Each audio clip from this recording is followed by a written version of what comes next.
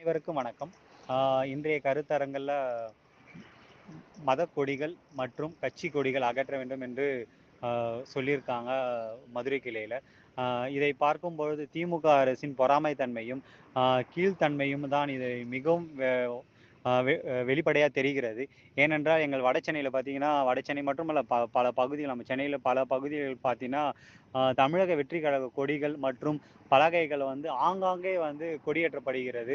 ஆ இது நம்ம தமிழக வெற்றி கழகம் மக்களிடம் நேரடியாக வந்து நம்ம மக்கள்கிட்ட கொண்டு போய் சேர்றதுனால, திமுக அரச வந்து இது எப்படி வந்து இத நிறுத்தணும்?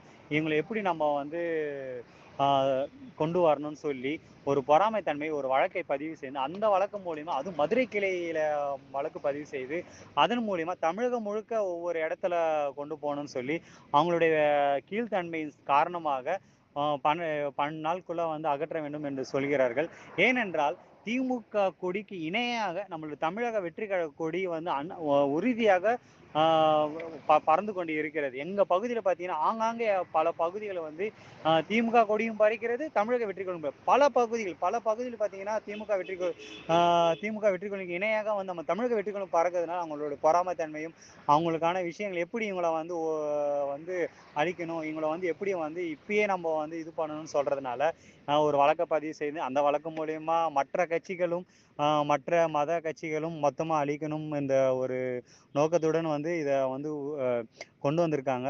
இதனை மிகவும் கண்டிக்கத்தக்கதாக இருக்கிறது. பிற்காலத்தில் இதற்கான தீர்வும் வந்து அ அடையும் என்பதனை ந வெளிப்படையாக நம்மளுக்கு தெரிகிறது. இதற்கான தீர்வும் வந்து நடக்கணும்.